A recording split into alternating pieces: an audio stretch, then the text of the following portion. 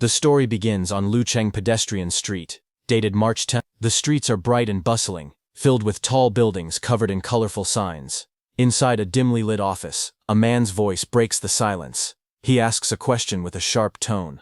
"Kid, do you know what it means to borrow 5 million yuan from me?" A plant glows faintly under the light, while in the background, several men sit around a table.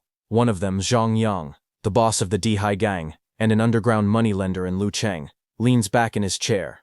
He smirks, explaining that his interest rates are quite high. Lighting a cigarette, he takes a slow drag before continuing. Smoke rises as his eyes narrow with amusement. Across from him sits a nervous young man, trembling as sweat runs down his face. Two large bodyguards stand behind him, their shadows falling over his chair. Trying to sound confident despite his fear, he tells Brother Zhang that as long as he is willing to lend him the money, the interest rate can be as high as needed. Zhang Yang leans forward, resting his chin on his hands. His tone turns calm yet dangerous. He says all right, and tells the boy that it will be 4% daily interest.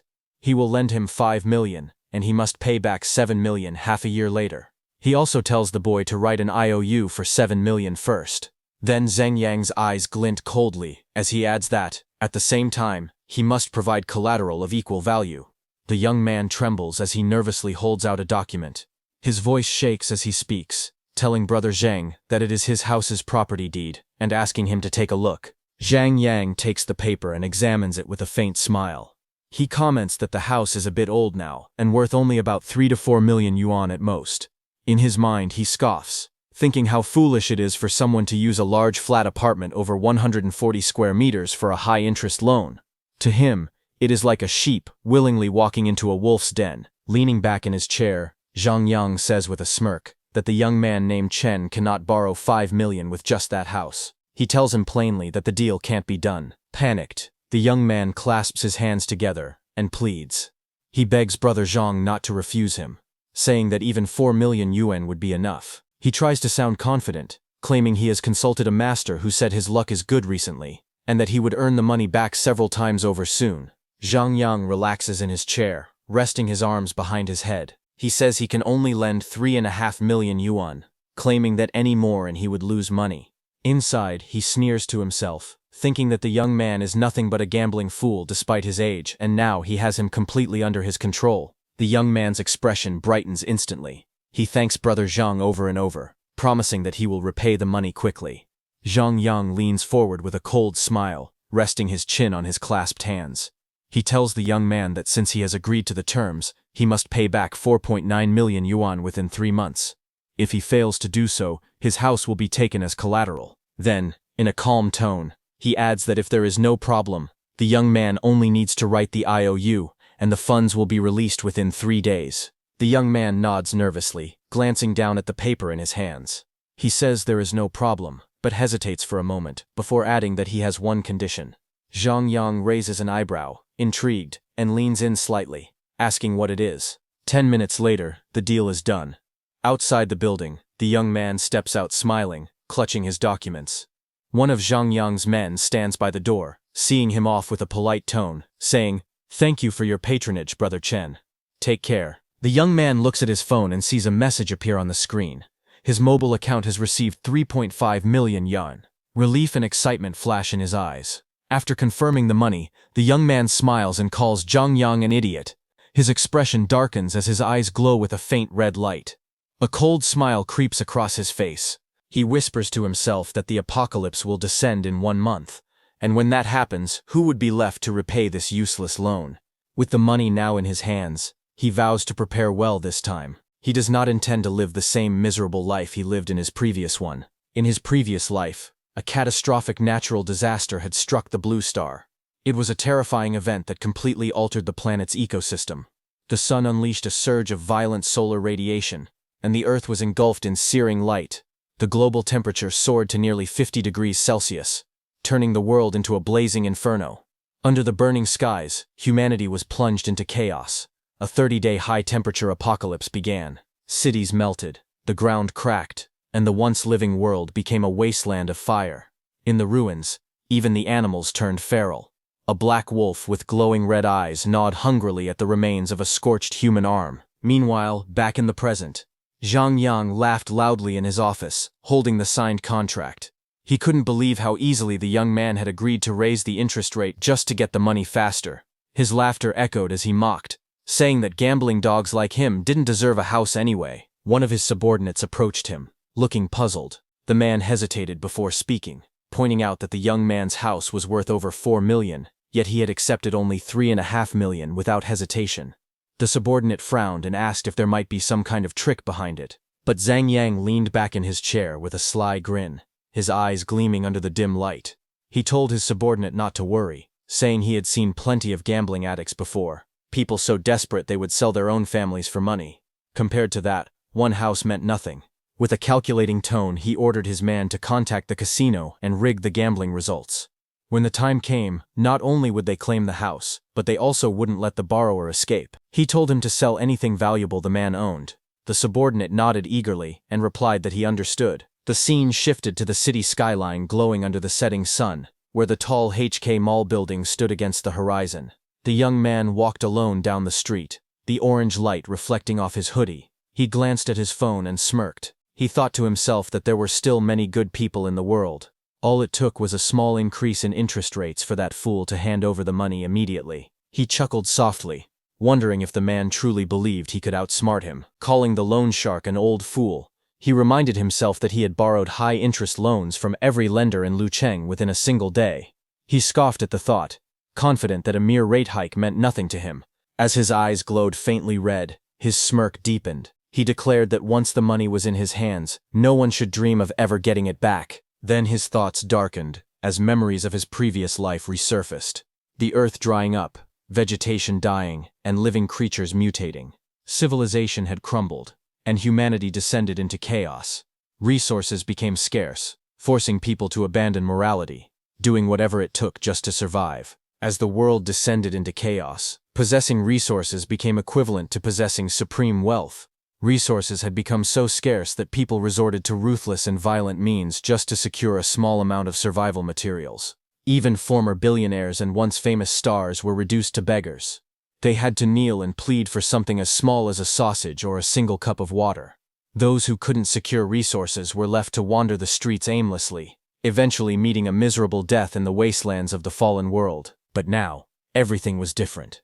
The young man had been reborn. He still had time before the disaster struck, enough time to prepare in advance, to seize what he needed before the world burned again. He lowered his hand, touching his face as a chilling smile formed.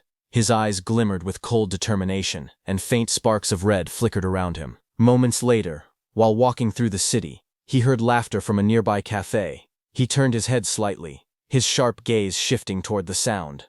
Inside a brightly lit dessert shop, two women chatted excitedly near the counter. Chen immediately remembered that this was the shop that carried the legendary Shugao assassin, a luxury ice cream said to be even more expensive than Haagen-Dazs, known as the noble among ice creams. Seeing this, the young man's gaze sharpened.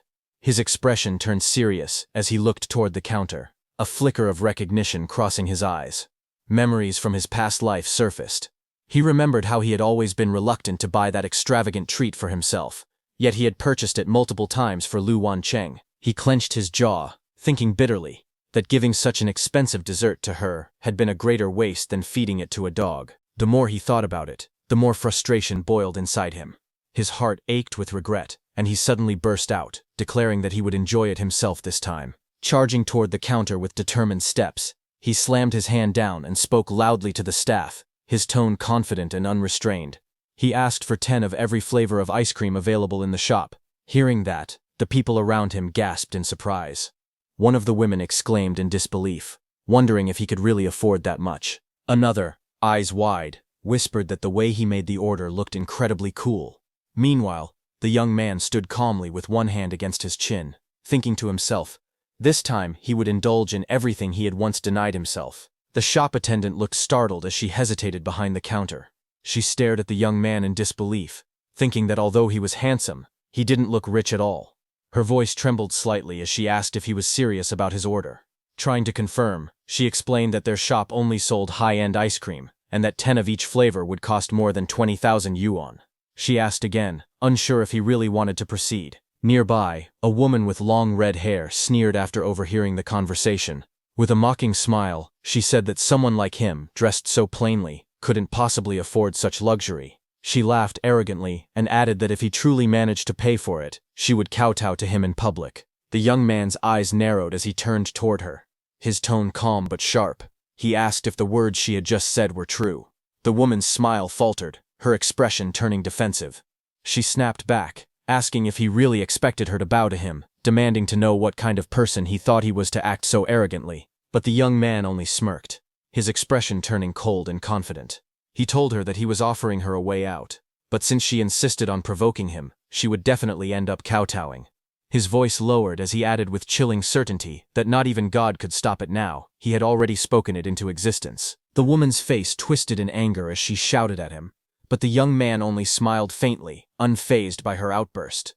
Turning toward the counter, he calmly instructed the shop attendant to pack all the ice cream in the store, saying that he would take everything. As the staff hesitated, he pulled out his phone and displayed his account balance, a staggering 20 million yuan. The woman's confident expression froze instantly, while the attendant's eyes widened in shock. Trembling, she stammered that she needed to confirm with her manager, and quickly hurried away. Moments later, the store manager arrived, bowing politely. He introduced himself as Fei Qi and asked what Mr. Chen required. The young man looked relaxed, his tone composed as he told the manager to calculate the total price of all the ice cream in the store, and added casually that they wouldn't need to open for business today. Hearing this, Manager Fei blinked in disbelief, but quickly nodded with a respectful smile. He told the young man to wait for a moment as he checked the inventory, secretly astonished. He muttered to himself, wondering what kind of big shot would buy up an entire month's sales revenue in one go. He thought about how few people ever purchased such expensive ice cream. Most customers only came to admire it. After a brief calculation, the manager returned and announced that the merchandise currently on display was worth 70,000 yuan, while the total stock, including the inventory, was around 1 million yuan. Hearing this, the young man smirked slightly. He thought to himself that it wasn't all that expensive after all. Since the apocalypse was coming anyway, he might as well empty their entire stock after all. If the world ended, he could simply sit at home and enjoy his ice cream in peace. Chen Xiao calmly told the manager that he would transfer a deposit of 300,000 yuan first, and instructed him to deliver all the ice cream from their inventory to his address as soon as possible. The manager's eyes widened in surprise but quickly turned into excitement. He eagerly nodded and assured Chen Xiao that everything would be handled right away, calling him Brother Chen, with sudden respect. With a slight smile, Chen Xiao turned toward the group of women standing nearby. His voice was calm but confident as he said they could choose any ice cream they liked from the store. Everything was on him. The women gasped in shock. One of them exclaimed happily that Chen Xiao was paying for it all, while another blurted out in disbelief at how rich he was. Their faces lit up with excitement as they admired him, whispering that he looked even more handsome now. Chen Xiao stood tall with a relaxed grin, his arms open in a confident gesture. Then his expression shifted slightly as he turned his gaze toward the red-haired woman who had mocked him earlier. His tone turned sharp as he reminded her that his offer excluded her. He was still waiting for her to keep her word and kowtow to him. The woman froze, her confidence vanishing. Her lips trembled as she tried to speak but only managed to stammer weakly. Moments later, unable to bear the humiliation, she dropped to her knees before him, bowing her head low to the ground. Chen Xiao looked down at her with a calm smile, standing tall and composed as the others stared in stunned silence. He then looked calmly ahead, his eyes half-lidded, and his voice steady as he remarked that the woman should have known better than to show off. The scene then shifted to a peaceful view of a riverside lined with cherry blossom trees, petals drifting gently through the air under the glow of a warm sunset. Chen Xiao sat on a wooden bench, holding a popsicle in one hand, and taking a bite with a relaxed smile. He nodded to himself and commented that the ice cream, fittingly named Assassin, truly lived up to its reputation. Its taste and texture were exceptional. As he leaned back, he muttered softly while eating, but midway through his words, he lifted his hand. A sudden surge of blue light appeared, twisting the air in front of him. A dark, square-shaped portal shimmered into existence, surrounded by glowing energy lines. Chen Xiao explained to himself that his ability could keep anything inside it perfectly preserved, allowing him to enjoy fresh ice cream anytime he wanted. He smiled, amused by the thought, and casually flicked a small blue bag into the glowing portal. With a confident tone, he said that with this power, inviting over any star or young model wouldn't be a problem. Just thinking about it made him feel excited. Chen Xiao raised his hand as a black, glowing square appeared before him. He looked at it thoughtfully, his voice calm as he said that he hadn't expected his ability to be reborn along with him.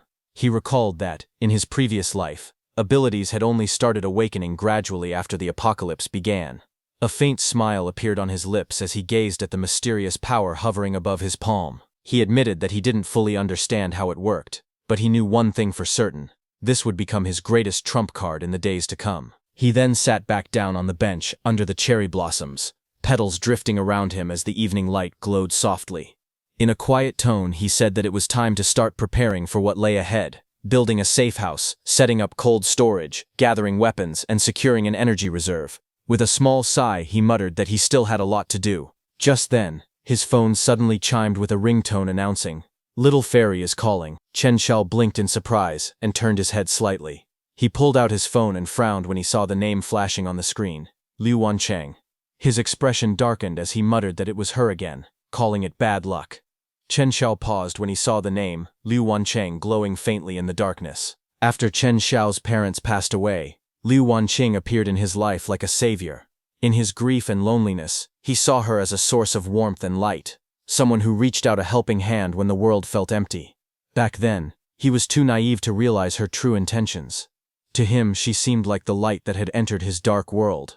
But in reality, what she was after wasn't him, it was the inheritance his parents had left behind. Their relationship soon became one built on lies and manipulation. Chen Xiao remembered her sitting close to him, whispering softly that her mother insisted on certain conditions if he truly wanted to marry her. She told him that the large, fully paid apartment in the city center had to be written under her name, along with a bride price of 880,000 yuan. He complied, blinded by love. Yet it felt like falling into a bottomless pit. She kept asking for more, reaching again and again until all his savings were drained. Even that wasn't enough. She began pushing him to sell his ancestral home, just so she could have another luxury apartment in the city.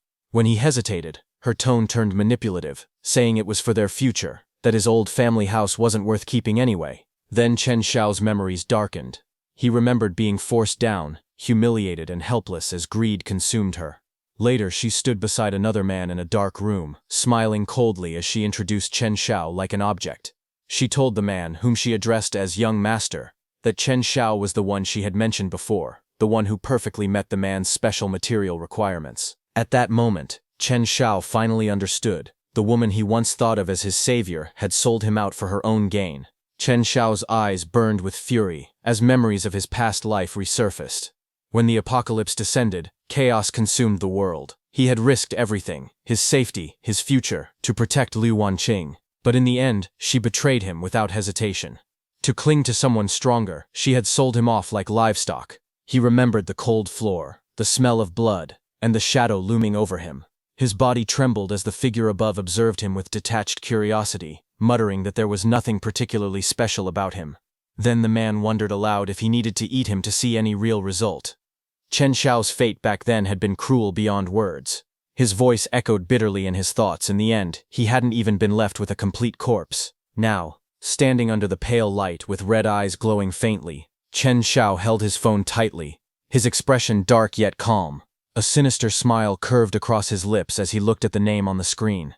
He whispered coldly that since Liu Wanqing had run right into him again, it was time to properly settle the score. The scene shifted to a tall, luxurious building glimmering under the golden sunset, a high-end hotel. Inside, the sound of soft footsteps echoed across the floor. It was Liu Wanqing. Chen Xiao answered the call and asked gently if she had called him and whether something was the matter. Inside a brightly lit bathroom, Liu Wanqing stood in front of the mirror, her hair wrapped in a towel and a silk robe loosely tied around her. Speaking sweetly into her phone, she told Chen on the other end that she had been out playing with friends and had accidentally lost a gold necklace she really loved. She sighed dramatically, saying how heartbroken she felt about it. On the other side of the call, Chen Xiao's voice came through, calm yet laced with an unsettling tone. He spoke softly, asking what else he could possibly do. Of course, he said, he would buy his dearest darling a new one. His voice deepened into a faintly mocking tone as he added that one wasn't enough. She could buy 10 and wear them alternately if she wished. Hearing that, Liu Wanqing blinked in surprise at his sudden generosity. Her expression softened slightly, curiosity mixing with disbelief. She asked when he had suddenly become so generous. Calmly, Chen Xiao told her he had been lucky lately. that he had invested a bit in virtual currency and made a small profit. Of course, he added smoothly, when he earned money, he had to spend it on his darling. Hearing that, suspicion flashed across her face as she asked if he had fallen for some kind of scam, mentioning that virtual currencies were infamous for being unreliable. Chen Xiao's lips curved into a smile that didn't reach his eyes. He replied that whether it was a scam or not didn't matter. What mattered was whether he could make money in the next round. He said that small games were boring, and this time he planned to play big. Then his tone shifted subtly, becoming more serious. He mentioned that he was preparing to borrow a large amount of capital to invest even more. The loan, he explained, required a witness. Speaking with a dark smile forming on his face, he asked her to help him out, promising that once the deal was done, he would give her 5% of the loan amount as payment for her hard work. While Lu Wanqing stood in her bathrobe, hearing Chen's plan, a man's voice suddenly questioned her from nearby. He asked why she was taking so long, wondering what was making her drag her feet. Lu Wanqing immediately hid her phone and turned toward the man with a composed expression. She quickly smiled, stepping closer with a playful tone. Wrapping her arm around him, she called him honey, telling him sweetly that she would be ready soon, and asking him to wait for her. As she leaned against the older man, her eyes glimmered with calculation. Inwardly, she thought about how spending one night with this old man only earned her 5,000, yet Chen Xiao's offer for signing a document would give her 50,000. To her, it seemed like an easy choice. She dismissed any thought of risk, reasoning that it was only a signature. Besides, she believed Chen Xiao was too much of a coward to dare deceive her. A moment later, the call between them ended. Chen Xiao looked down at his phone screen, which displayed call ended. A faint, dark smile spread across his face as his crimson eyes glowed with determination. He whispered coldly to himself, saying that he would wait for Lu Wanqing. Chen Xiao's voice continued in the background. He said quietly that it was now time to build his fortress. He met an architect and, with a commanding tone, pointed to the building site and ordered that within 1 month, he wanted the place transformed into an impenetrable fortress. Chen Xiao stood in front of the building, his eyes sharp as he began listing out detailed construction plans. He explained that the windows would need to be made of bulletproof composite glass with invisible anti-theft mesh, and the walls reinforced into 3-meter-thick bulletproof exteriors. The entire structure needed to withstand earthquakes with a resistance rating of 8 or higher. He pointed upward, his expression confident, adding that the roof would be completely paved with solar panels and have an independent power generation system. To maintain air quality, it would also include an air purification and filtration system to block any external toxic gases. The architect standing before him, a man in glasses holding a laptop, began nervously reading from his notes. He explained that the fortress would include an independent ecological system capable of supplying 72 hours of oxygen and water circulation. It would also have explosion-proof doors, and the entry would require dual verification, both biometric recognition and a mechanical lock. Chen Xiao's voice grew firm as he summarized the plan, declaring that within 1 month, the entire building must be rebuilt into an impact-resistant fortress, equipped with a complete life support system. The architect stared at him, stunned by the absurd request. His thoughts raced as he wondered if Chen Xiao was some sort of doomsday prepper or just delusional from watching too many sci-fi movies. Chen Xiao narrowed his eyes, stepping closer and asking if the architect couldn't handle the job. He reminded him that his resume claimed he was a defense master who had designed bunkers for top billionaires. The man stammered nervously, adjusting his glasses as sweat ran down his temple. He admitted that Mr. Chen's requirements were indeed unique and of extremely high quality, but hesitated, mentioning that the main issue would be the budget. The architect pushed his glasses up, a sly grin spreading across his face as he thought to himself that Chen was just another rich fool brainwashed by doomsday theories, someone with too much money burning a hole in his pocket. But his expression shifted dramatically the moment Chen showed him the transfer confirmation on his phone. His eyes widened, and he almost stumbled backward in shock. Chen had already deposited 1 million as a down payment, saying calmly that the final payment could be named by the architect himself. Hearing that, the architect froze for a second, then burst with excitement. He shouted that the final payment would be whatever price he chose. Inwardly, he was overjoyed, thinking he had struck gold. He couldn't believe his luck. 1 job with this rich idiot, and he could achieve financial freedom. Chen, however, smiled with quiet confidence and reminded him that while he didn't care about the price, he did care about the quality of the work. He warned the architect to make sure the final inspection passed, because he valued solid materials and precision above all else. The 2 men leaned forward, shaking hands with forced smiles. The air between them felt like a clash of opposing flames. Chen's aura burning with fiery determination, while the architect's greed gleamed cold and sharp. Inwardly, the architect had his own plan. He decided to fleece Chen for all he was worth. Meanwhile, Chen thought to himself that he was going to make full use of this man's skills, laughing silently that once the apocalypse hit, the architect would have no way of finding him for the final payment. Later that night, Chen sat deep in thought. He said that with the fortress plan secured, the next step was gathering supplies, medicine, food, and daily necessities. Those were easy to handle, but there was something else that worried him more. Chen's mind echoed with a grim realization. He thought to himself that the most dangerous thing during the apocalypse wouldn't be natural disasters, but human nature itself once order was gone. In his vision, chaos and violence flashed before him. A monstrous shadow loomed with glowing red eyes, representing humanity's cruelty when laws collapsed. He muttered that cold weapons could easily be bought from hardware stores, but firearms, the kind capable of delivering a fatal blow, were much harder to obtain. Later that day, Chen walked alone through the quiet city streets, checking his phone with a focused look. A message appeared from an unknown contact. It read, "First-hand source, secretive channels, not what you can't think of, but what you can't find. Honest transaction, safety first." He quickly typed a reply asking, "How to buy?" Moments later, another message appeared on his screen, saying they would send him the address via private message. 8 p.m. tonight, no waiting for latecomers. That night, Chen walked through the dimly lit streets toward the meeting place. The air was cold, and the road was empty except for the faint glow of streetlights. He murmured to himself, wondering how much the seller wanted and where they should meet. Just as he continued walking under the blue streetlight, the sound of hurried footsteps echoed behind him. Several figures were approaching fast. A woman sprinted through the dark alley, her breathing heavy and desperate. Behind her, several men were in pursuit, shouting angrily for her to stop. Their voices echoed through the narrow streets as they hurled insults, demanding that she halt and calling her names. The woman's eyes were filled with fear, but she kept running without looking back.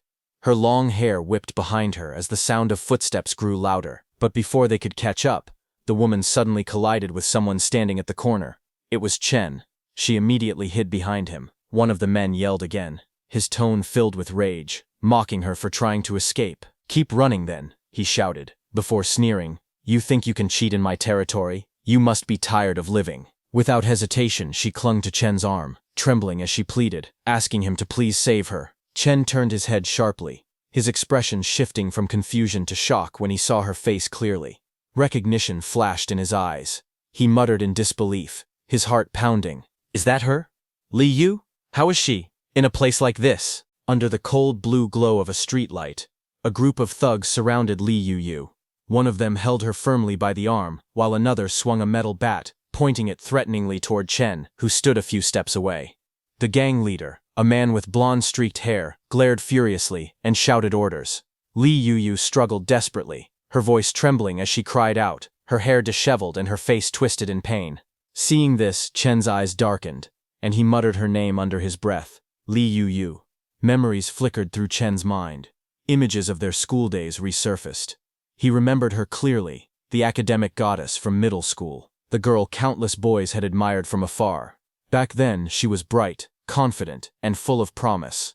Now, standing before him, she was a shadow of that memory, bruised, trembling, and pleading for help. Chen's jaw tightened, his gaze cold and focused. The tension in the alley thickened. It was clear that he was no longer just a bystander. His expression hardened as he listened to the thug gripping her hair and shouting in rage, demanding that she hand over the money. "Otherwise," the man growled, yanking her head back, "don't even think about leaving." One of the thugs, a man with blonde-streaked hair, sneered with a twisted grin as he spoke to his bald companion. He suggested that there was no point in wasting time talking. If the woman couldn't pay, he said mockingly, she could simply pay with her body. His tone was filled with cruelty and amusement. Before they could act further, a calm but firm voice cut through the night. Chen stepped forward, his expression cold and his presence commanding. A faint green light shimmered around him as he told them to let her go. The men turned, startled by the interruption. The woman's captor hesitated, still gripping her by the hair, while the others exchanged glances. The leader frowned, irritation flashing across his face, and shouted angrily, "Where did this reckless kid come from, trying to play the hero in front of me? I'll cripple you first." He lunged forward with fury, his fist swinging toward Chen with deadly intent. But in that instant, Chen's eyes narrowed, a chilling red gleam flashing in his gaze. In a blur of motion, Chen moved faster than the thug could react. His body turned sharply, and before the attacker could finish his swing, Chen dodged and got into a perfect position to counterattack. Chen's hand shot out, grabbing the attacker's wrist mid-swing. A sharp crack echoed through the alley, halting the assault in an instant. The bald man screamed in agony, shouting that his hand was broken. Before he could react further, Chen's expression turned cold. His red eyes glowed faintly as he lunged forward with terrifying speed. His fist struck the man squarely, sending him flying backward and crashing into the ground. Just as the alley fell silent, a glowing blue system window appeared before Chen, displaying detection of intense negative emotions. Fear plus severe pain, anger. A moment later, another notification flickered. Negative emotion harvesting system has activated successfully. Chen Xiao stood amidst the swirling smoke, a faint smile crossing his lips as he reacted with surprise. He realized that this strange system hadn't existed in his previous life. Suddenly, one of the thugs grabbed the silver-haired woman, pulling her close and pressing a weapon to her neck. With a crazed expression, he shouted for Chen Xiao not to move, threatening to kill her if he did. Before Chen Xiao could react, a man suddenly appeared and threw a brick directly at the thug. The brick slammed into the man's face, sending him flying backward as he smashed through debris, bricks and dust scattering through the air. The woman gasped in shock, barely believing what she had seen. The remaining two thugs froze, their eyes widening in horror as a heavy block of debris landed right beside them, making them flinch in fear. Just then, a new figure appeared at the end of the alley.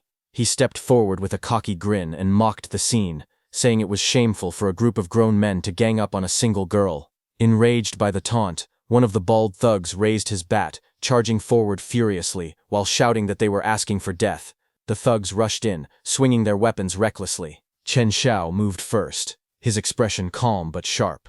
With a swift motion, he deflected one attack, his hand striking with precise force.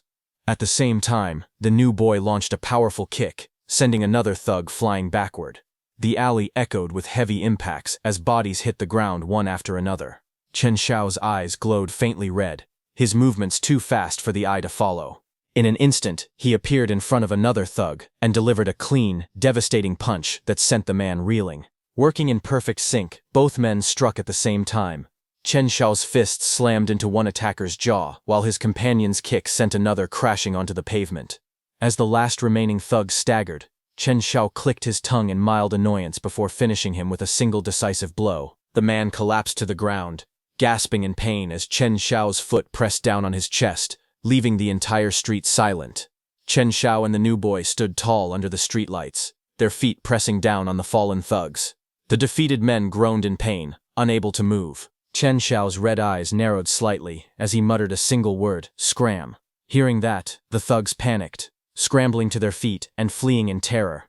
As they ran, a system notification appeared before Chen Xiao's eyes, stating that he had gained 1 fear, 1 panic, 1 severe pain, 1 despair, and 1 humiliation point. Another notification followed, informing Chen that his negative emotion value had exceeded 10 for the first time.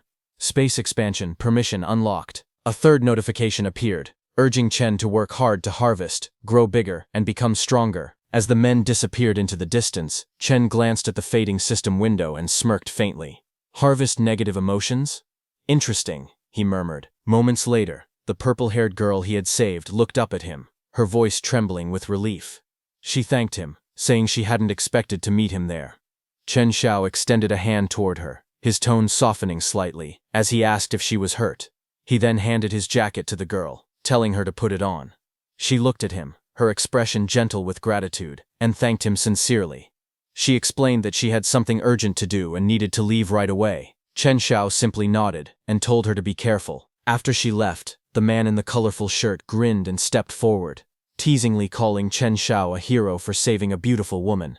He introduced himself as Mu Chang and asked for Chen Xiao's name. Chen Xiao replied calmly, saying that he was the one who had arranged to meet Mu Chang. Hearing that, Mu Chang's eyes widened in surprise before he burst into laughter, calling it fate that they had run into each other. Then, striking a dramatic pose, Mu Chang shouted his code phrase, "Heavenly King covers Earth Tiger." Chen Shao raised an eyebrow and looked at him with a straight face, replying, "You are 250. Mu Chang froze in confusion, completely dumbfounded. Just then, the system suddenly activated in Chen Shao's mind. A glowing blue window appeared above Mu Chang's head, displaying detection of intense negative emotions.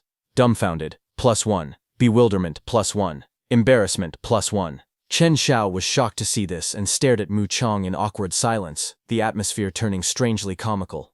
Chen Shao raised his hand playfully and shouted with a grin, jokingly saying, "Pagoda suppresses river demon." He told Mu Chang not to mind it, saying he was just making a little joke to lighten the mood. Hearing that, Mu Chang's face twisted in disbelief, his tone filled with both frustration and amusement as he shouted back, "Damn it, brother, that joke of yours, you're ruthless, follow me." The scene then shifted to a quiet night outside a 2-story house, its windows glowing warmly under the streetlight. Inside, Mu Chang handed Chen Shao a wooden box. Inside were a pistol, several bullets, and a magazine neatly arranged. Mu Chang explained that it was a sturdy Russian-made gun, durable and reliable, but warned that there weren't many bullets, so he should use them sparingly. Chen Shao inspected the weapon calmly, while Mu Chang continued with a grin, saying that since Chen Shao's skills were impressive, and he seemed like an interesting guy, he would offer it at a friendship price, considering it as making a new friend. Chen Shao smiled faintly and replied, "Not bad, thanks." As Mu Chang watched closely, he noted how skillfully Chen Shao handled the gun, his movements smooth and precise. His sharp eyes narrowed as he muttered to himself that the man was clearly an expert, since everything checked out there was no problem. Then Chen Shao turned slightly, his tone casual yet teasing. He asked Mu Chang with a smirk whether the gun came with a free suppressor, if there was a warranty card, and whether he could maybe throw in another box of bullets. Hearing that, Mu Chang's eyes widened in shock, completely caught off guard by the unexpected remark. Mu Chang's expression froze in disbelief. He shouted inwardly that it was already a friendship price and demanded to know if Chen Shao even understood what that meant. Frustrated, he clenched his fists and gritted his teeth, thinking that people were paying double the price for this gun on the black market, yet this guy still wanted a warranty and free extras. His anger spiked as he glared at Chen Shao, his thoughts screaming that it felt like Chen was treating the deal as if he were buying home appliances. He almost wanted to yell for Chen Shao to just rob him instead. At that moment, the system activated again in Chen Shao's mind. Detection of intense negative emotions, shock +1, heartache +1, speechless +1. Seeing this, Chen Shao simply smiled and waved his hand casually. He told Mu Chang that if it wasn't possible, then never mind. He was only asking. He said he would stick to the original price and transferred the money immediately. Mu Chang stood there, speechless, as Chen Shao calmly finalized the transaction. Now Chen's supplies and the gun were secured. It was time to get revenge. Outside, the scene shifted to a brightly lit building beneath the night sky, the moon glowing overhead. Inside, under a dazzling chandelier, a woman in a red dress stood silently by the window. Her long blonde hair flowed down her back as city lights reflected through the glass behind her. She was Liu Wancheng. Wearing the red dress, she complained softly, asking why Chen had taken so long to arrive. She said her legs were tired from standing, and nervously asked whether the thing he had mentioned earlier truly involved no risk. Chen smiled and pulled her close, his tone smooth and reassuring. He told her it was just a formality, and that he adored her too much to ever deceive her.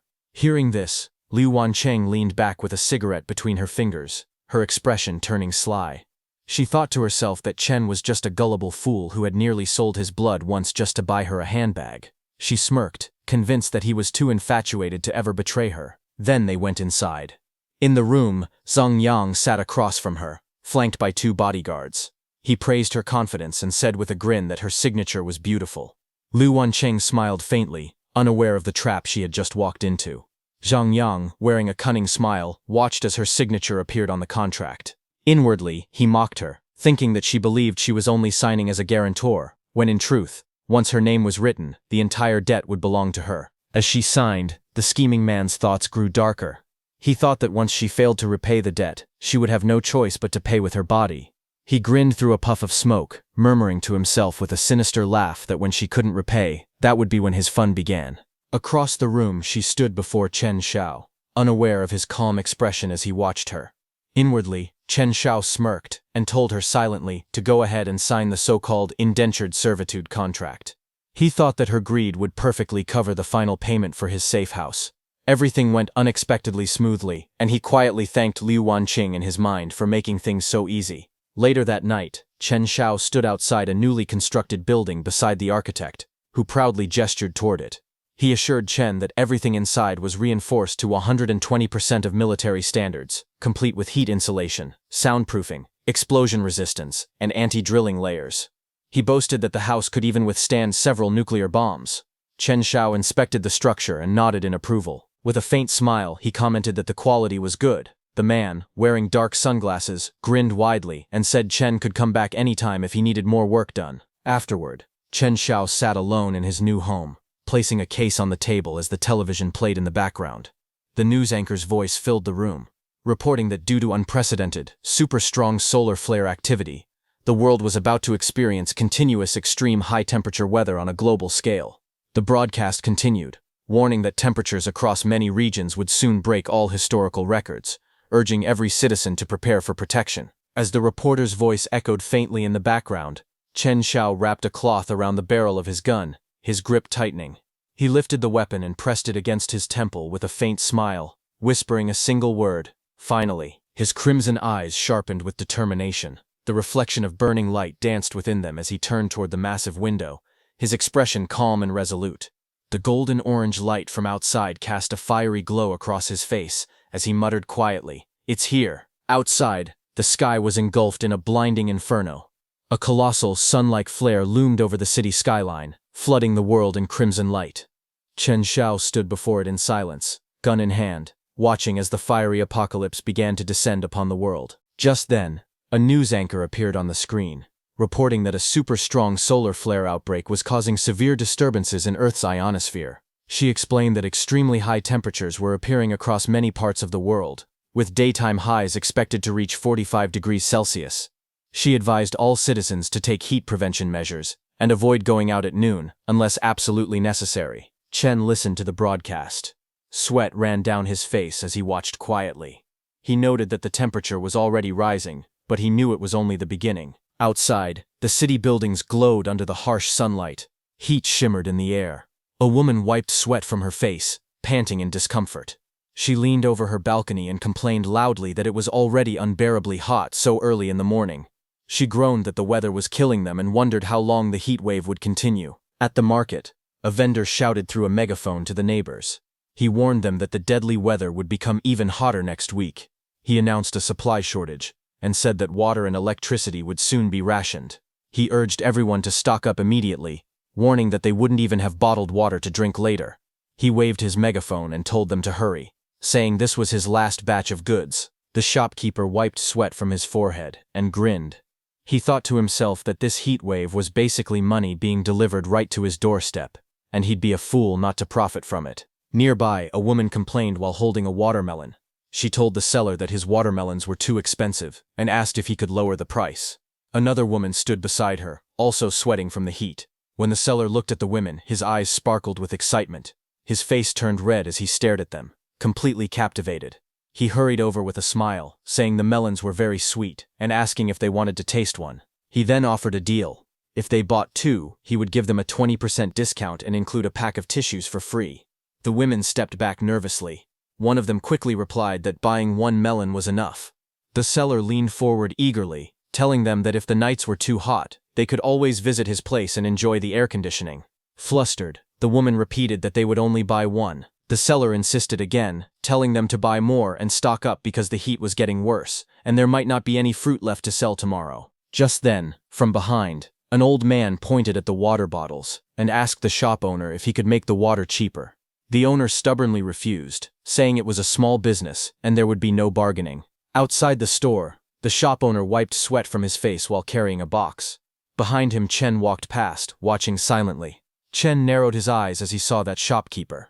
He immediately recognized him as Li Dafu, who was being troublesome again. Chen remembered that in his past life, inside Li Dafu's shop, he had crouched down to pick something up from the floor.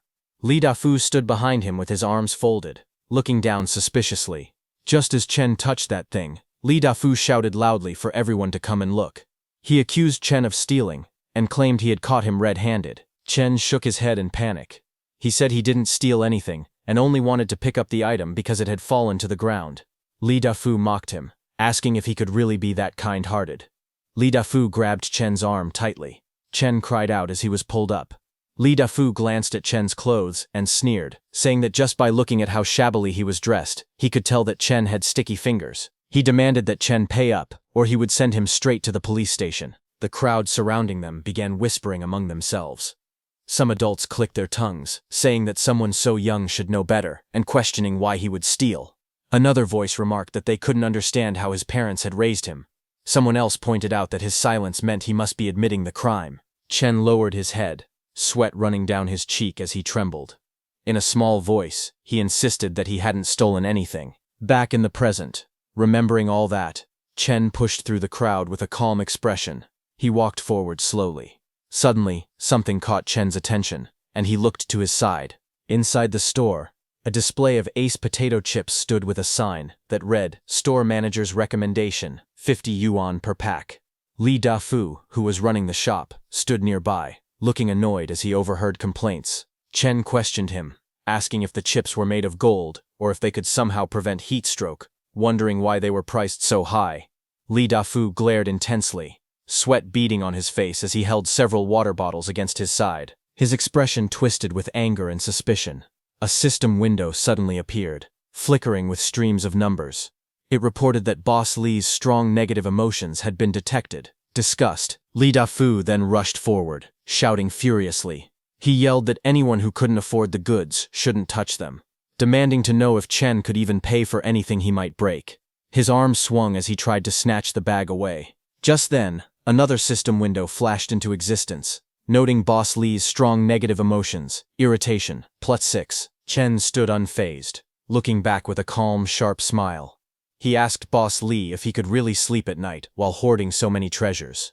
He warned him jokingly to watch out for thieves. Boss Li froze for a moment, speechless, a drop of sweat rolling down his tense face. Then, an angry Li Dafu pointed a shaking finger at Chen and shouted. He demanded to know who Chen was cursing, warning that he would beat him if he didn't stop.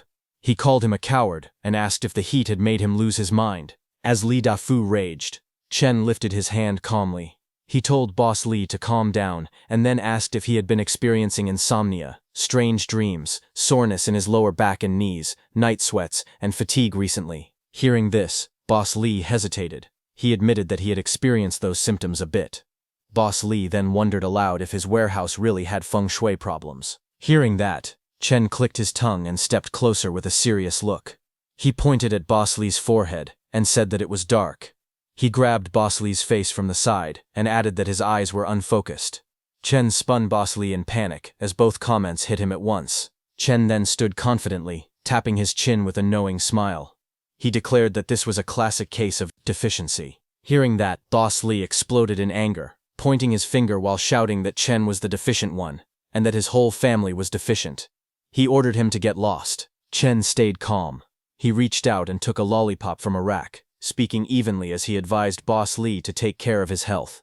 He said that anger harmed the body, especially with Boss Li's condition, and warned that if he didn't pay attention, it could shorten his life. As Chen walked past, he tossed a coin and placed the lollipop into his mouth. Behind him, Boss Li stumbled in shock. The coin Chen had tossed earlier fell to the floor with a sharp clink against the tiles. A red system window suddenly appeared, saying that Boss Li's strong negative emotions had been detected, anger rising sharply. Later that night, a black cat walked past the brightly lit storefront of the convenience store. As it passed, bringing bad luck with it, Chen approached. He stood outside the convenience store under the cold night sky. A heavy thought echoed inside his mind. In his past life, he had swallowed his anger and let people walk all over him.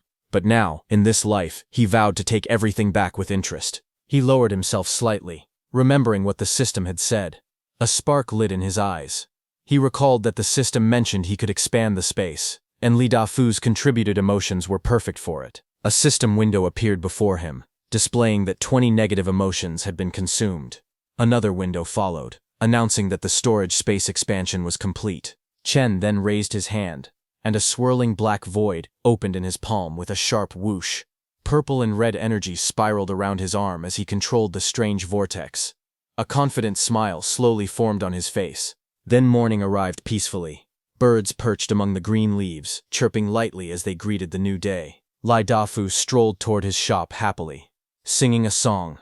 Suddenly he froze in shock. He looked toward the entrance of the store, his eyes widening as he saw something unexpected. He rushed inside and trembled as he looked around. The shelves that were once full now stood completely empty. Every row, every section bare. Boss Li's face darkened in horror as he screamed, "Where are my goods?" Boss Li grabbed his head in frustration. He shouted loudly, demanding to know who had done this and who was responsible for the mess. On the other hand, a computer screen displayed a security feed of him screaming inside the store. Below the footage, a system notification appeared, showing that his negative emotions had increased by 66. Right in front of the screen, Chen sat calmly in a chair, crossing his legs as he lifted a soda can to his lips.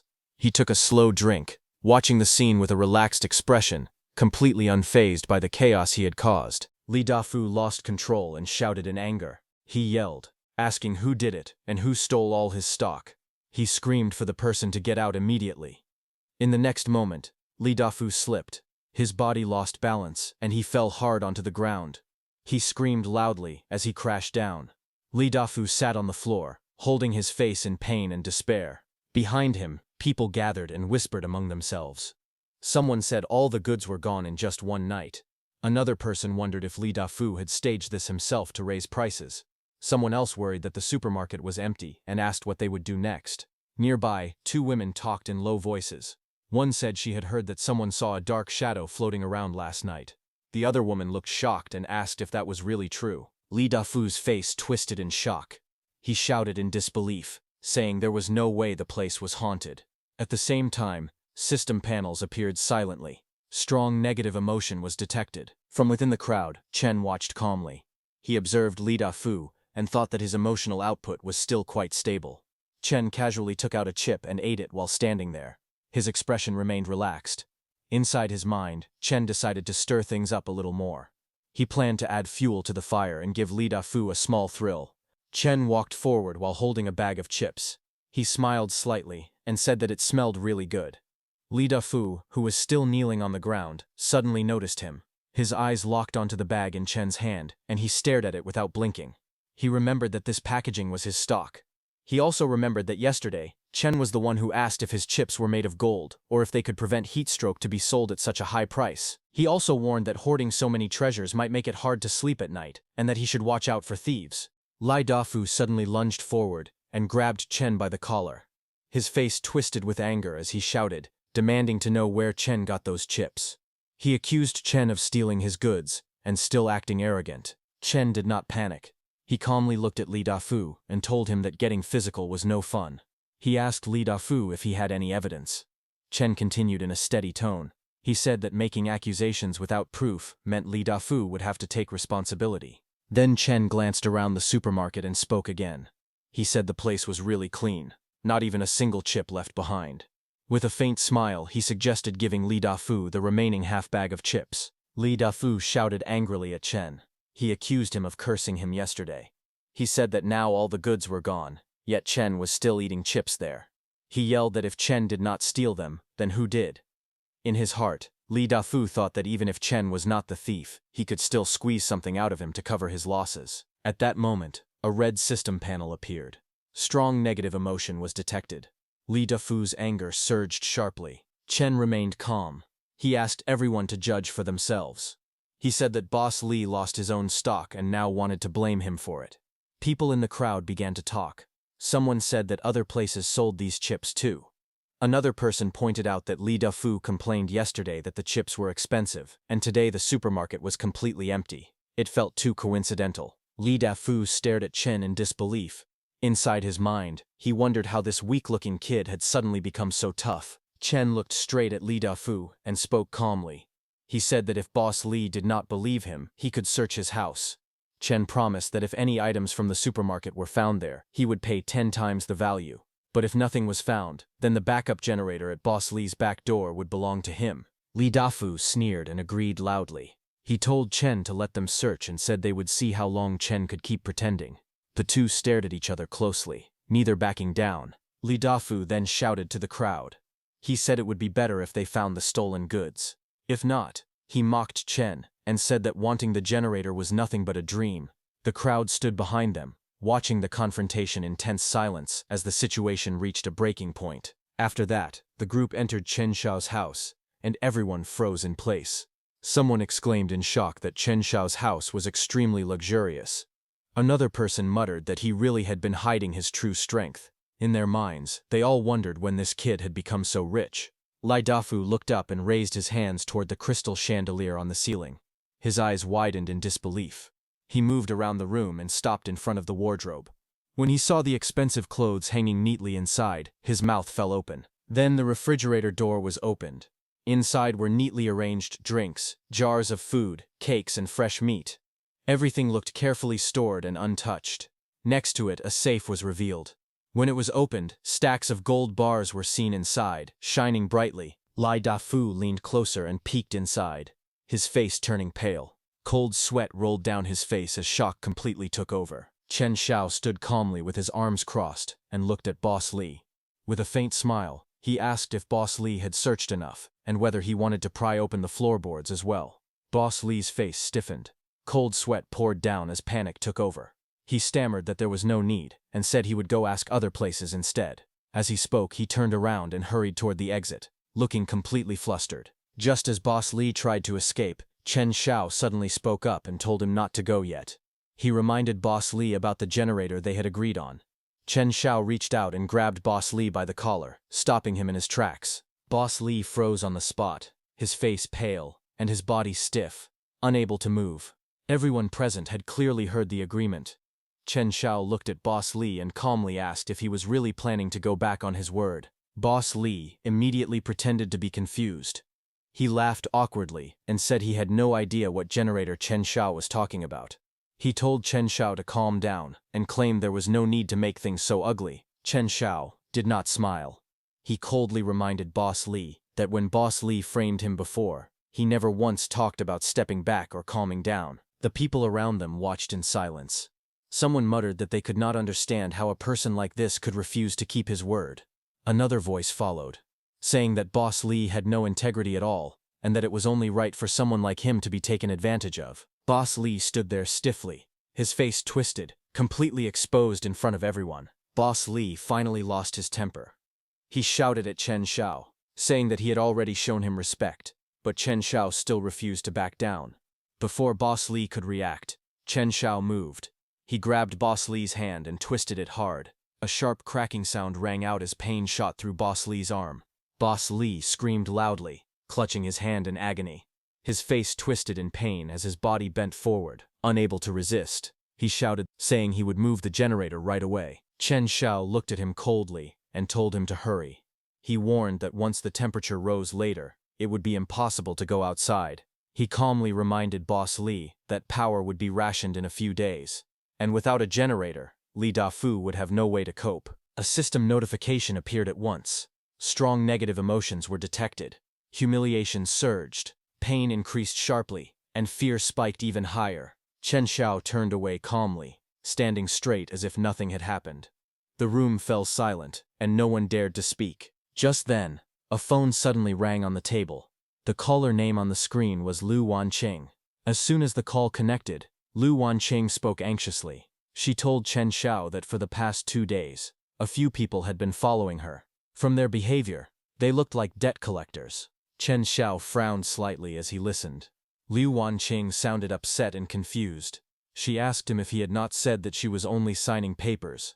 She did not understand why those people were now stalking her. Chen Xiao stood quietly beside the table, looking down at the phone screen.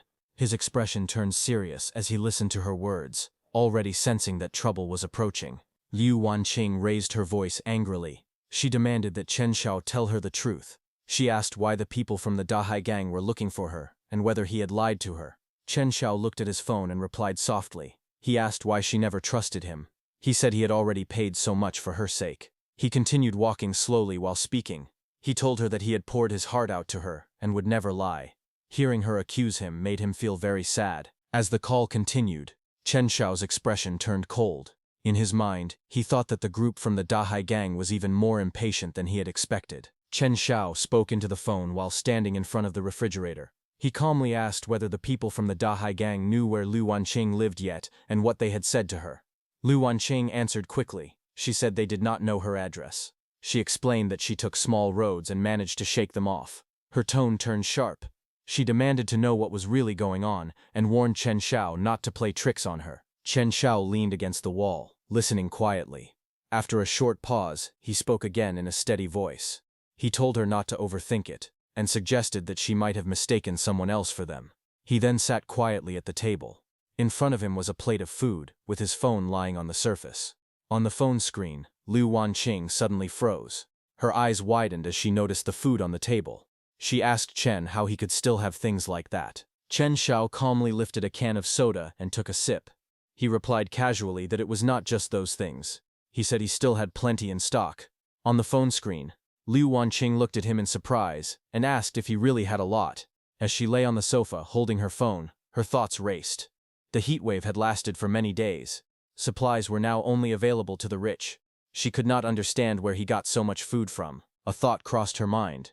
Maybe he had really become rich. Chen Xiao spoke casually while drinking. He said that food like this tasted best when the weather was hot. He picked up his fork and took a piece of salmon. He ate it calmly, without any hurry. On the other side of the call, Lu Wanqing stared at the screen in shock. Her eyes widened as she recognized the food. She could hardly believe it was salmon. Her heart beat faster. She hugged her phone tightly and shouted in her mind that she really wanted to eat it too. Chen spoke softly through the phone. He asked Lu Wanqing if she had enough food over there. Lu Wanqing continued in a low voice. She said she was really scared living alone. She felt like those people were still nearby and could show up at any time. So she asked Chen if she could stay at his place for a few days. She lay on the sofa, holding her phone close. Her voice softened as she added that she could keep him company. Chen Xiao picked up another piece of salmon. Inside his mind, he mocked quietly, thinking that Lu Wanqing had fallen for it too easily. He spoke into the phone in a calm tone. He said the weather would only get hotter later, and it would be inconvenient for her to go outside. He then reminded her of what she used to say before. He said she always told him that a girl should not casually give her address to others, acting mysterious and never letting him visit. After that, Chen Xiao spoke again. He told her to send him the address, and he would pick her up later tonight when it cooled down. On the other side, Lu Wanqing smiled. She said that was all in the past. The situation was special now, and since he was her boyfriend, he should protect her. She added that if he did not protect her, then who would? As she spoke, she sent him her address and leaned back on the sofa, holding her phone with a relaxed expression. Chen Xiao looked at his phone and spoke calmly. He told her to wait obediently at home and make sure not to run around. On the other side, Lu Wanqing lay on the sofa with her legs raised, holding her phone. In her heart, she thought that a simp was still a simp, easily moved by a little sweetness. Chen Xiao lowered his gaze. Inside his mind, dark thoughts surfaced. He thought about how she used to act proud and distant, never even letting him enter her community. Now she had willingly sent her apartment number, just for a bite of food. Just as he was thinking, someone suddenly knocked at his door. Outside, a woman stood with a child beside her. She raised her hand and called out, asking Chen Xiao to open the door. Chen Xiao walked toward the entrance and stopped in front of it. He opened the door slightly and looked outside. With a calm smile, he asked Auntie Wang if something was wrong. Auntie Wang smiled as she spoke. She said Chen Xiao's place felt cool. Her air conditioner was broken, and the child could not endure the heat. She said they were all neighbors and should help each other, asking to come inside and stay for a while. Chen Xiao looked at her quietly. He then spoke coldly. He reminded her of the past. He said that when he was little, he and his mother picked up plastic bottles downstairs. Back then, Auntie Wang pointed at them, called them poor beggars, and even told security to chase them away. He asked her if she remembered him now. Auntie Wang's face changed. She suddenly shouted angrily and lashed out. She pointed at Chen Xiao and shouted that it was all from many years ago, her voice sharp and impatient. She accused Chen Xiao of holding a grudge and yelled that he had no human touch at all. Chen Xiao responded calmly, almost casually. He said that was fine. He said he might not have any human touch, but he did have air conditioning. Auntie Wang turned away in rage. Her anger burst out completely. She suddenly cursed him loudly. She shouted that he was heartless, and said he deserved it when his parents died early. As she slammed her hand against the door, a system notification appeared. Strong negative emotion detected. Anger increased sharply. After that, Chen turned away from the door and walked back into the room. On the table, his phone lay beside a SIM card. Chen Xiao picked it up and inserted the new SIM into the phone, holding it in one hand. He called the Dahai gang leader. Chen Xiao held the phone to his ear and spoke in a low voice. He said that he knew Liu Wanqing's address. He told the Dahai gang that he had already sent it over and that she lived alone, making her very easy to find. After the call ended, Chen Xiao stood quietly on the balcony. Sunlight fell across the room behind him. He looked down and softly spoke her name, Liu Wanqing, thinking that the show had begun. Liu Wanqing stood in front of the mirror and looked at herself. A satisfied smile appeared on her face. She thought that soon she would be able to move into Chen Xiao's air-conditioned room. In her mind, she imagined Chen kneeling in front of her, and believed that only this kind of easy and carefree life was worthy of her. She sat comfortably, enjoying the cool air, looking relaxed and confident. Later, she lay on the bed and lit a cigarette, holding it lightly between her fingers. Her expression was calm, as if everything was already under her control. Suddenly, a knock sounded at the door. Liu Wanqing turned her head in surprise and got up. She walked to the door and opened it slightly. With a smile, she spoke casually, asking why he had arrived so early. Inside her heart, she mocked silently, thinking that he was truly eager and easy to manipulate. But Liu Wanqing's eyes widened in shock. Fear spread across her face as she realized something was wrong. 3 men stood in front of her. The man in the middle was Zhang Yang. He stepped forward, blocking her path. She looked at them in panic and asked how they knew where she lived. Zhang slapped her aside and smiled coldly. He told her that the money she owed to the Dahai gang had to be paid back today. Hearing that, Liu Wanqing trembled. She tried to argue and said that the money was not hers. She shouted that Chen Xiao had borrowed it and tricked her into signing. She told them to go find him instead. Zhang then leaned closer, holding the contract in his hand. He said the agreement was clear. Whoever signed it had to pay. He told her to stop talking nonsense. Hearing that, Liu Wanqing lost her balance and fell to the floor.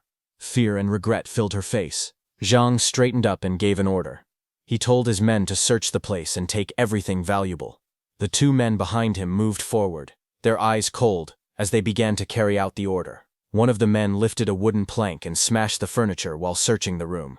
Drawers were pulled open, and things were thrown everywhere. Liu Wanqing shouted in panic. She told them to stop rummaging and said she was calling Chen Xiao. She claimed he would come right away and told them to go look for him instead. The men ignored her. They opened her bags and poured everything out. Jewelry scattered across the table, but Zhang only glanced at it with disappointment. He said these things were just scraps and not even enough to cover the interest. Liu Wanqing stood frozen, her face pale with fear. She realized there was nothing valuable enough to satisfy them. The man sat down lazily on the sofa and picked up one of the bags. He said they had come all this way in the hot weather and could not leave empty-handed. He lifted the bag and looked at it coldly, repeating that these scraps were still not enough. Liu Wanqing's legs weakened. She backed away and shouted desperately, telling them not to come closer. She cried that the money was with Chen Xiao and begged them to go find him instead. Zhang closed in on her. Her voice trembled as fear completely took over. Zhang's eyes narrowed as he looked down at Liu Wanqing. A cold smile slowly formed on his face. Liu Wanqing clenched her fists and spoke in a hurry. She said that Chen Xiao had many supplies and would be coming to pick her up soon. She told them to wait for him and ask him for the money instead. She quickly took out her phone and tried to call Chen Xiao. The call did not go through. A cold voice from the phone said that the number she had dialed was currently unavailable. Liu Wanqing froze. She stared at the screen in disbelief and tried again. The same message played once more. Her hands began to shake. Sweat ran down her face as fear filled her eyes. She looked up and said weakly that no one was answering. The room grew silent. Zhang, standing in front of her, did not move. Their shadows slowly closed in as her last hope faded away. Liu Wanqing stared in disbelief. Her eyes trembled as she wondered how this could be happening. She hurriedly tried to calm everyone. She said Chen Xiao must be busy, and did not hear the phone ring.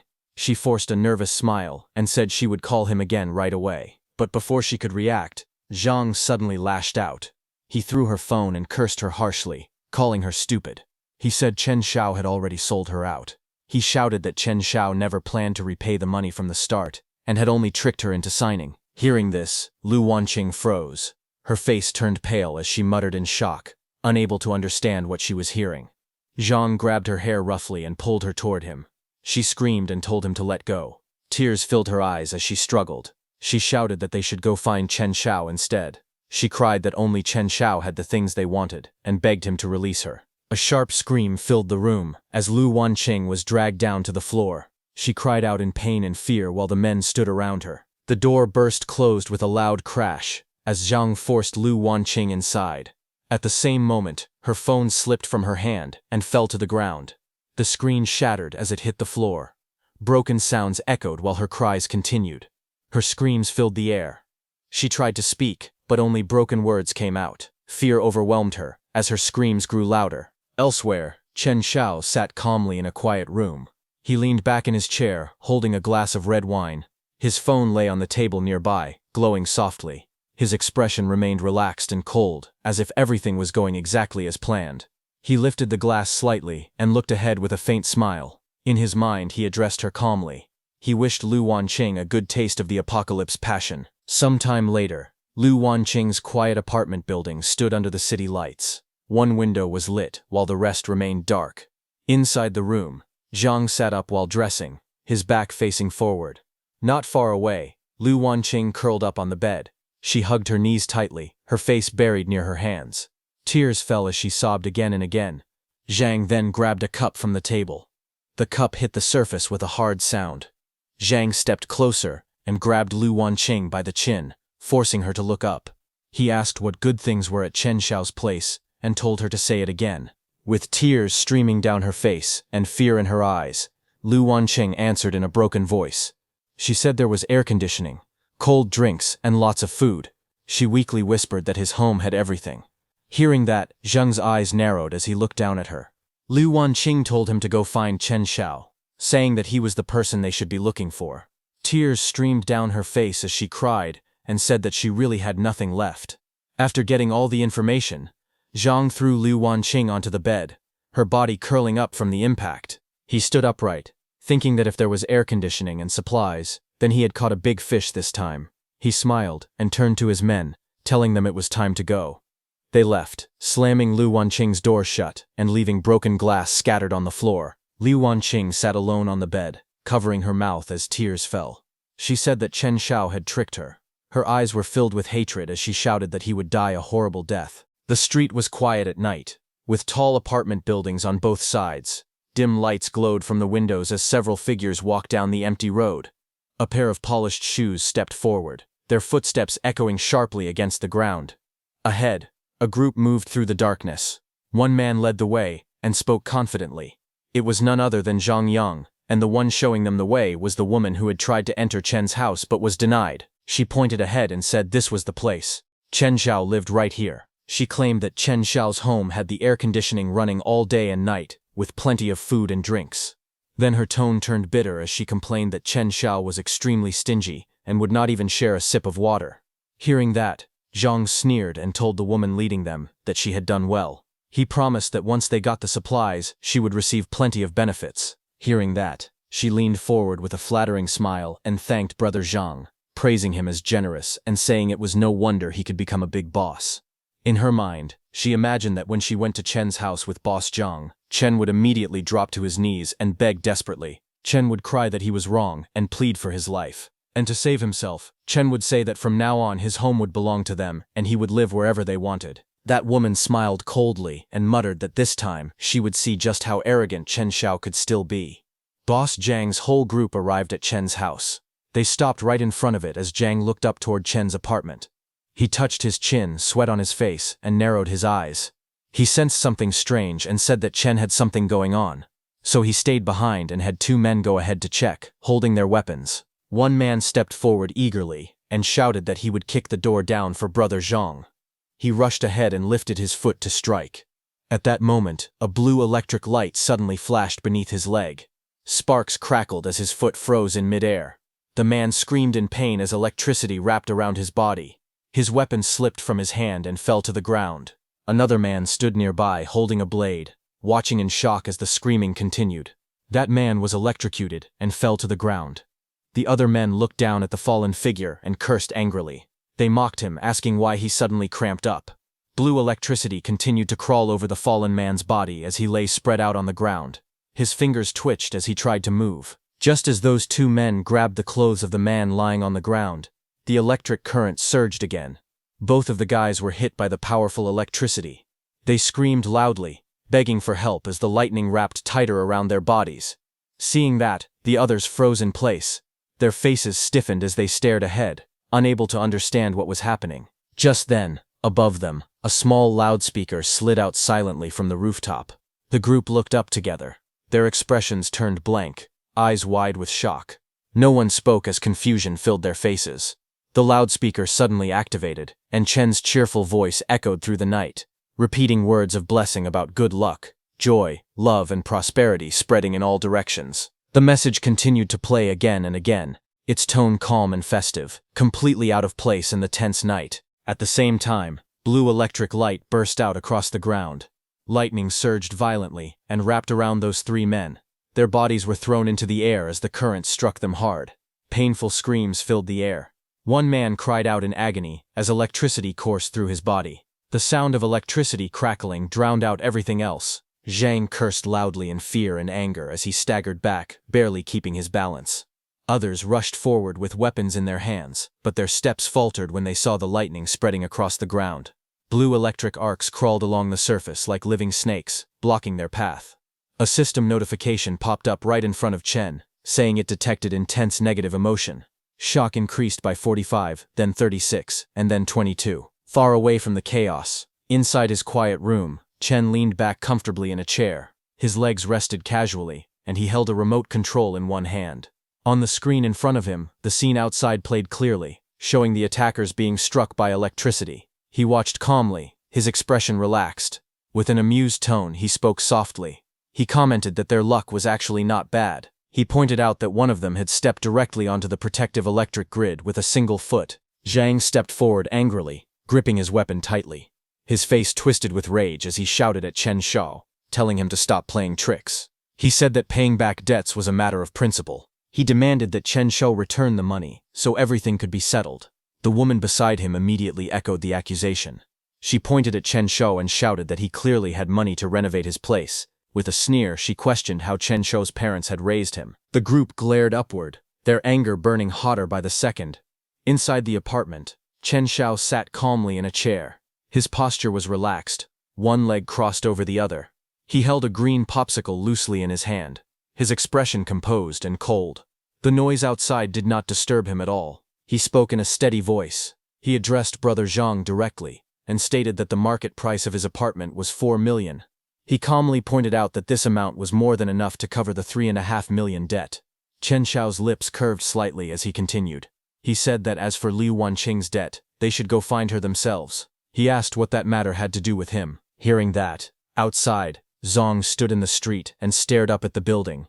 His expression stiffened as the words sank in. His face tightened, sweat ran down his forehead, and his eyes widened with anger and disbelief. Inside his mind, his thoughts churned. He realized that in the current situation, supplies were everything. Money no longer mattered the way it used to. His jaw clenched as frustration and fury mixed together, leaving him grinding his teeth in silence. Chen Shao calmly held the popsicle to his lips, his expression relaxed. He spoke in an even tone, addressing Brother Zhang. He said that a wise man knows how to submit to circumstances. Since he was in a good mood, he suggested that they part on good terms. His gaze remained cold as he continued.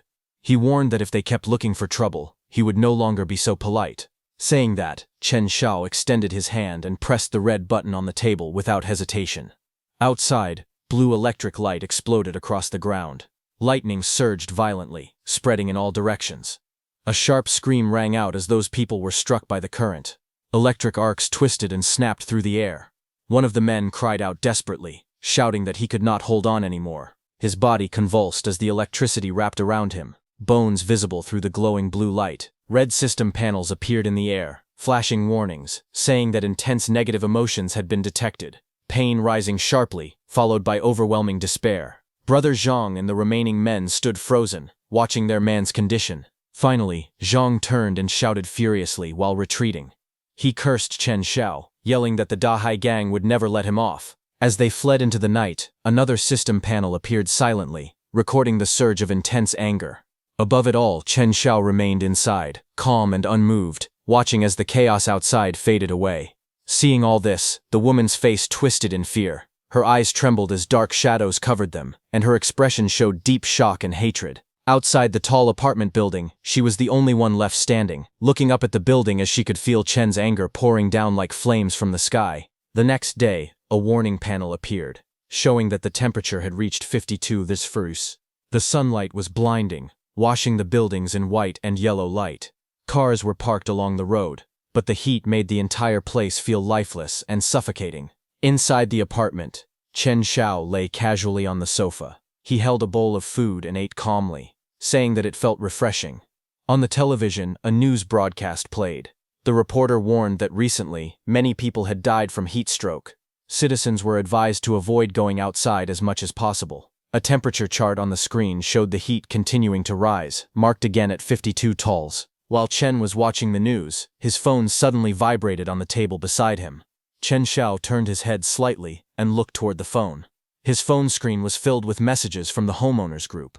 One message after another appeared, all calling his name. The woman from before accused him of being inhuman, saying he had food, water, and air conditioning, while elderly people and children were dying from the heat. Another message followed, calling him selfish and unfit to be a neighbor. More people joined in.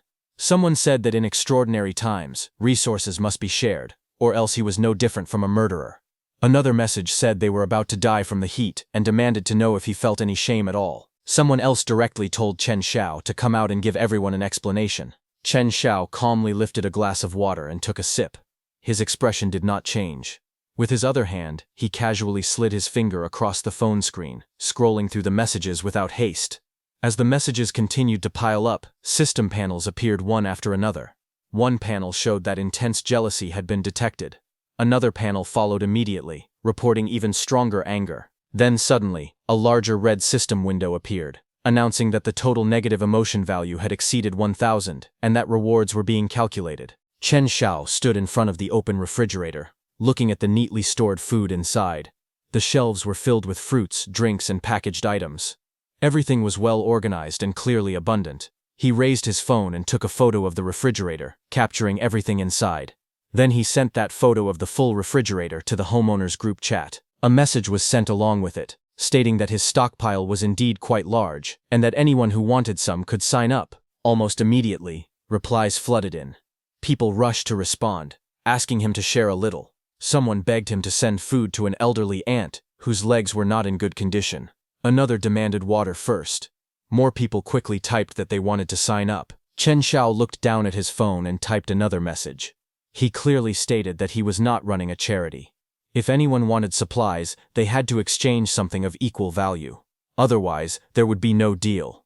He added that he refused freeloaders. The moment the message was sent, the tone of the group changed.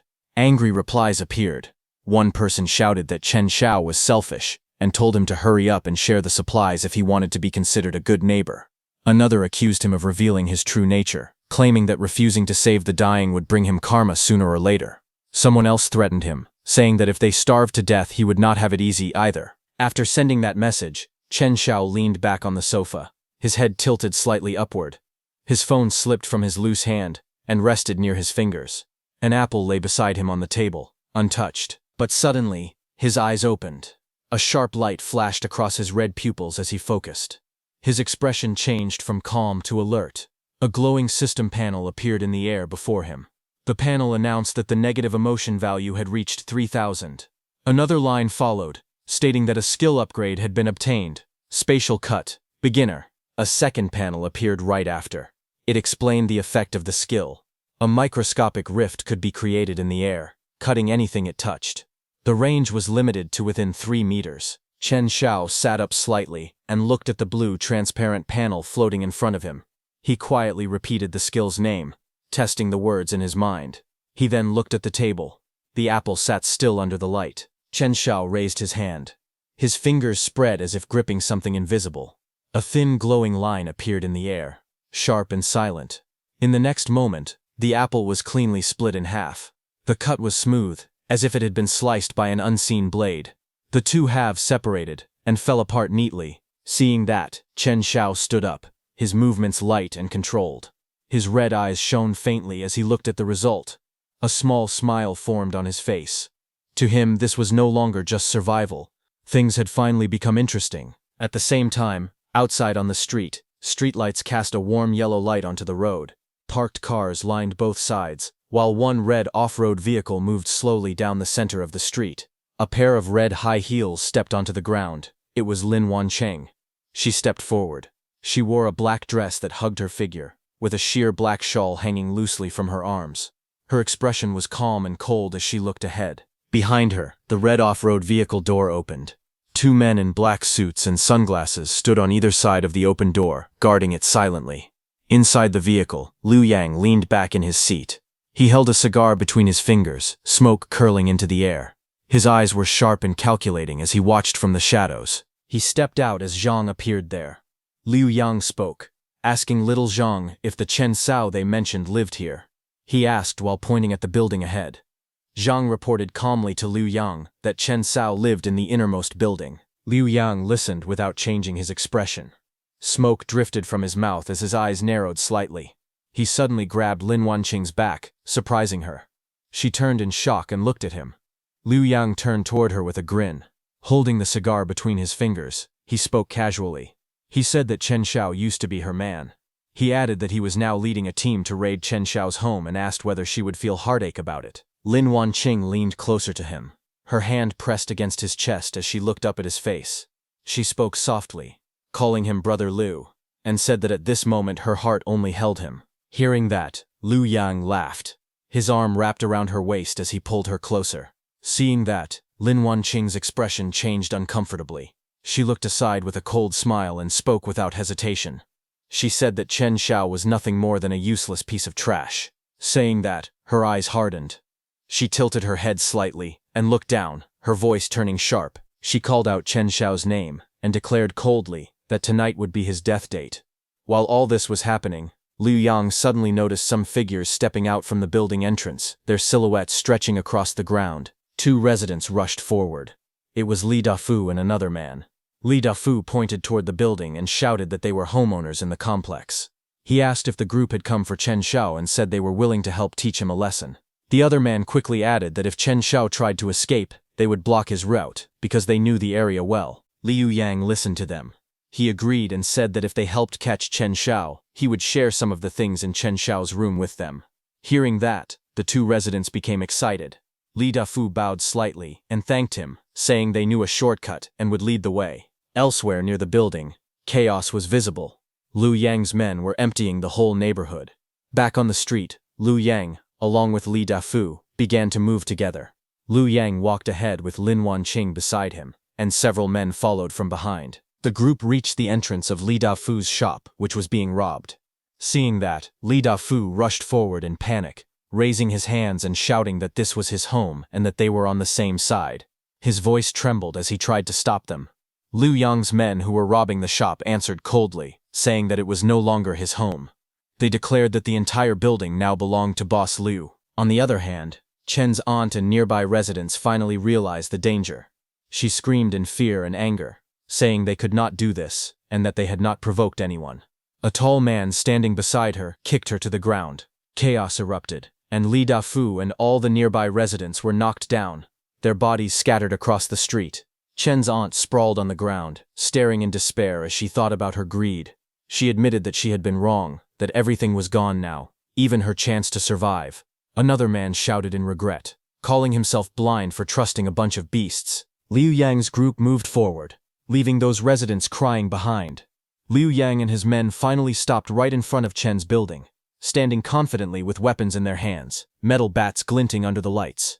Right at the front was Liu Yang, with Lin Wanqing beside him. Liu Yang's face was calm and ruthless, more men appearing from behind, weapons resting on their shoulders. The pressure was overwhelming as they closed in. At the building entrance, a figure finally appeared. It was Chen Xiao, stepping out into the light. Without hesitation, he lifted his arm and threw a sofa straight out of the doorway. The heavy furniture flew through the air and slammed onto the ground with a loud crash, breaking the silence and marking the moment Chen Xiao revealed himself. Chen sat calmly at the table, holding a piece of meat on a fork. He brought it to his mouth and took a slow bite, chewing without any hurry. His posture was relaxed, as if nothing around him mattered. He looked down from his seat and spoke casually, asking if everyone was looking for him. His tone was calm and almost amused as he continued holding the fork in his hand. Liu Yang glared fiercely. He leaned forward and threatened Chen, saying that death was close. He demanded the supplies and promised to leave the body intact if the order was followed. Lin Wanqing stood close beside him, her face tense and her eyes fixed on Chen. Chen lowered his head slightly and wiped his mouth with a napkin. His movements were slow and deliberate. He then lifted his gaze, his expression cold, and remarked that disturbing someone while eating was rude. Hearing that, the air suddenly became heavy. Liu Yang grew furious upon hearing Chen's words. He pointed at Chen and shouted angrily, ordering his men to cripple him. Several figures rushed forward at once. Weapons were raised. Clubs, blades, and a spiked flail swung through the air as they charged. Chen moved and dodged the first man's punch. The second attacker rushed in from the front, but in the next instant, Chen stepped forward and slammed him into the ground. The pavement cracked under the force. Another man leapt in from above, swinging his spiked flail down, but Chen turned sharply. With a powerful kick, he sent the attacker flying. The man's body spun through the air before crashing hard onto the ground. That attacker was struck mid-charge and thrown backward, his body skidding across the street. Suddenly, an axe came toward him, cutting through the air with a sharp, cold gleam, slicing forward at terrifying speed. It was a man with short hair who lunged aggressively at Chen with the axe. His face twisted with rage as he brought it down. Seeing this, Chen thought that they were forcing him to use a special technique. Suddenly, a cylindrical object fell right in front of him. The object tumbled across the ground, rolling to a stop near Li Yang's group. Li Yang and his companions froze for a split second. Their eyes widened as they noticed the object. Before anyone could react, a blinding flash erupted. A violent explosion burst outward, engulfing the area in smoke and light. The shockwave expanded rapidly, swallowing the street as debris and dust filled the air. When the smoke rose, everything was obscured. The battlefield vanished behind thick clouds. Liu Yang raised his arm to cover his mouth and nose as he coughed hard. His eyes narrowed as he shouted loudly that it was tear gas. He warned the others that Chen had a helper and ordered everyone to retreat first. Inside the smoke, Chen moved quickly. He leaped forward and jumped out of the smoke. Just then, a voice came from Chen's side. Chen turned his head toward a shadowed figure leaning against the railing. The figure spoke calmly, saying that the trouble caused was not small, but added that Chen's skills were indeed not bad. Chen faced the speaker directly. His expression was cold as he asked why the other person was here. From the darkness, Mukong stepped forward. With a faint smile, he asked if Chen still wanted guns, saying that he had good goods available.